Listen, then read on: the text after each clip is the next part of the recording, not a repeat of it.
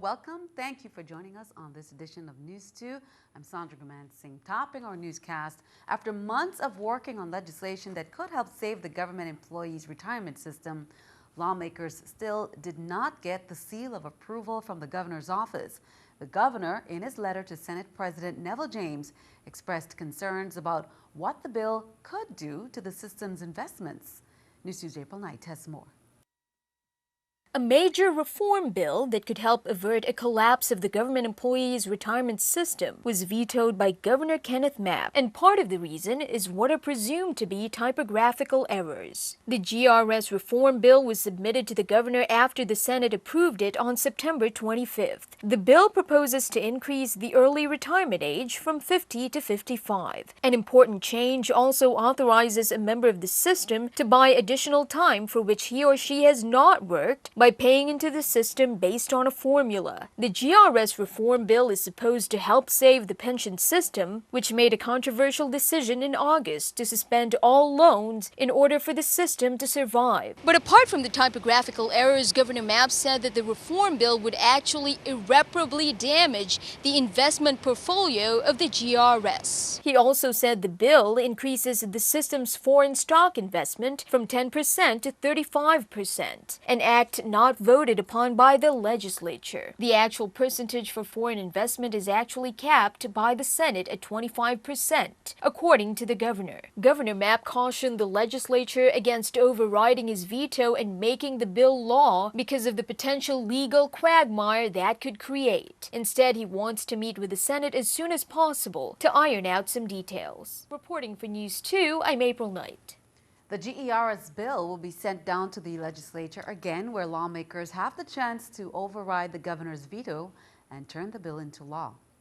Governor Ken Mapp's most recent meetings in New York with the EPA's regional director, Judith Unk, have resulted in millions of dollars being paid to the territory. The Department of Finance confirmed receiving $4,712,000 in reimbursements from the EPA, covering fiscal years prior to fiscal year 2015. Awarded also is nearly $30,000 for the Environmental Justice Small Grant to the Coral Bay Community Council of St. John in the USVI. That grant money will be used to increase community awareness about health risks and environmental hazards posed by the illegal dumping of solid waste into drainage ditches. This grant will help the Coral Bay Community Council address the risks posed from dumping garbage, and the grant was awarded to also bolster programs. The Committee on Rules and Judiciary, chaired by Senator Kenneth Gittens, approved the nomination of Claude E. Walker as the Attorney General for the Virgin Islands Department of Justice on Thursday. Senators asked Walker questions ranging from personal finances and work history to accomplishments within the department so far and the legacy he plans to leave the people of the territory. The nomination was approved with a vote of 6 yes, 1 absent, and will be forwarded to the full body for further consideration. Senator Novelle Francis commended Dr. Anthony Ricketts for his service on the Juan Louis Board, the hospital board. However, Francis is also concerned about the vacancies in the hospital's board now that Ricketts has stepped down. He calls on Governor Mapp to submit the names of qualified nominees for the hospital board and other boards and commissions to the legislature for consideration. Francis says the news of Dr. Kendall Griffith's pending departure from the position of Chief Executive Officer, combined with Ricketts' resignation, should spur quick action to ensure that the Juan F. Louis Hospital Board can continue to function. In other news, Senator Blyden proposes Bill number 31-0071 to amend Virgin Islands Code, which currently states that anyone acting in a public auction that knowingly and willingly participate in the manipulation of property auctions shall pay the injured party all damages sustained thereby, and all such sales shall be void. He said he feels the penalties that are currently VI law are too light, and the tolerance level should be lowered to deter anyone who knowingly and willingly acted in a manner to deceive the people and fraudulently take real property for selfish gain. Count on 2 to keep you updated. Well, police say a missing 15-year-old boy reported earlier has been found. Sean Allen was found by police. Allen had last been seen on Wednesday, October 7th in the Veterans Drive area in the vicinity of Big Kahuna and was located earlier this afternoon. Police on St. Thomas are thanking the community for their quick assistance in locating the missing minor. Well, he has helped keep the streets of the territory safe and done his share of crime fighting. On Friday, former police chief David Canton, who passed away recently, was laid to rest. He is remembered by his former colleagues as a great police officer. Here's more from the people whose lives were touched by David Canton. NEWS2's April Knight has details. Former police chief David Canton, a pillar of the police department, was laid to rest today. He was a giant in this community. He was a hero. Canton was known for setting the standard for criminal investigative technique. Many remember him as a great detective. Police Commissioner Delroy Richards said he was close to the community. I always respected his wisdom. Never forgot policing. I refer to him as the people's police.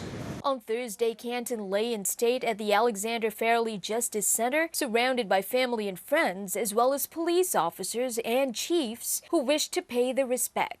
On Friday morning, Canton's services were held at the Saints Peter and Paul Church. Community and government leaders came to celebrate his life. Canton founded the Virgin Islands Retired Police Officers Organization. Those who carried out the mission after him remember him for his passion for the cause. He told me that years ago, a comrade had retired, and it came time for his funeral, and none of his family or his friends stood forward to help him.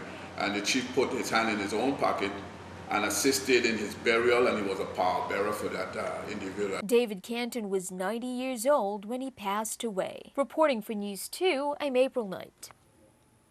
And keeping an eye on the economy, here's a look at the New York Stock Exchange with our Stock Market Watch. Everything up, as you can see, the Dow 33, NASDAQ 19, S&P 500 up 1. Coming up on NEWS2, next week, 8 junior high students from Elena Christian School will take the PSAT, a National Merit Scholarship test usually reserved for high school students. Find out why.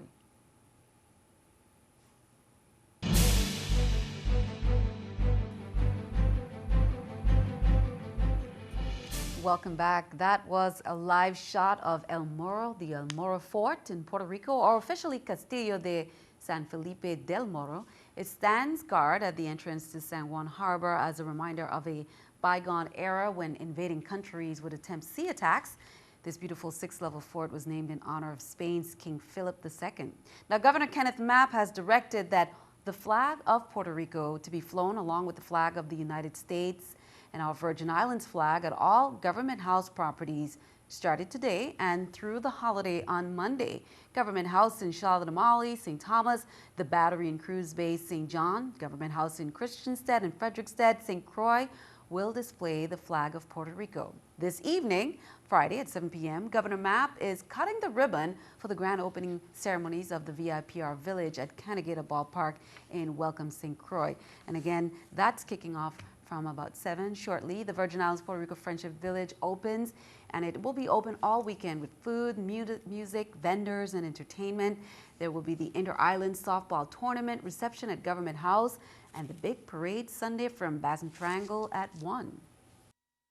We have a band from Puerto Rico, Stanley and the 10 Sleepless Night. And Friday, we're also going to start the tournament, softball tournament, which will be going on while the village is going on.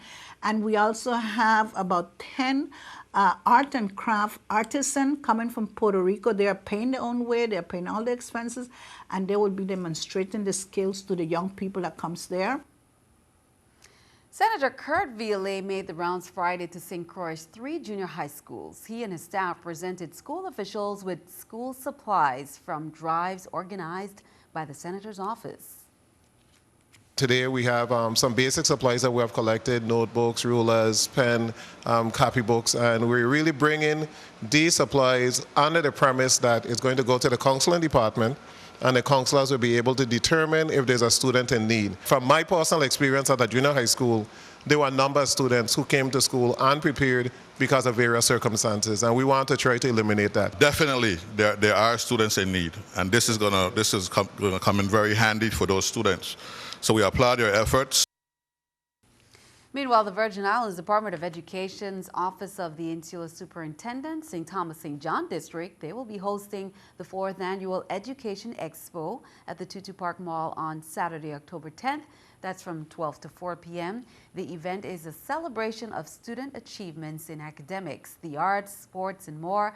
Highlights will include performances by the BCB High School's Flambeau Combo, Gomez Elementary School's Pantomime, Eudorican School's Music Styles, as much more, including a parade led by CAHS JROTC's Color Guard. District and school representatives will be on hand to share new developments. The event is free and open to the public. Well, the Department of Education and the Governor's Office, they're reminding parents of students who participated in the 7th Annual Governor's Summer Reading Challenge that ended on September 11th, but the book track and sheets are now due. Students are asked to turn in track and sheets to their classroom teachers or at the school's main office. Students in grade kindergarten to 6 were asked to read 5 or more books from June 6th to September 11th.